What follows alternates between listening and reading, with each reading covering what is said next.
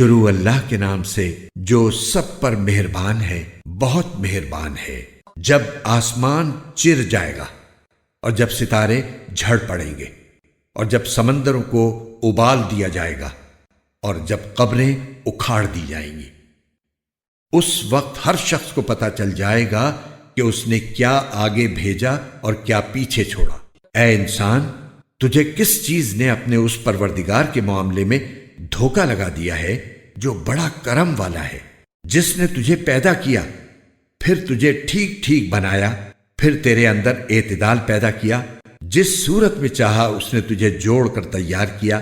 ہرگز ایسا نہیں ہونا چاہیے، لیکن تم جزا و سزا کو جھٹلاتے ہو، حالانکہ تم پر کچھ نگراں فرشتے مقرر ہیں، وہ معزز لکھنے والے جو تمہارے سارے کاموں کو جانتے ہیں۔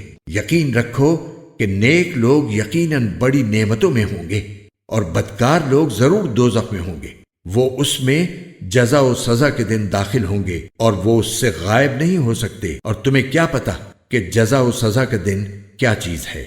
ہاں، تمہیں کیا پتا کہ جزا و سزا کا دن کیا چیز ہے؟ یہ وہ دن ہوگا جس میں کسی دوسرے کے لیے کچھ کرنا کسی کے بس میں نہیں ہوگا، اور تمام تر حکم اس دن اللہ ہی کا چلے گا۔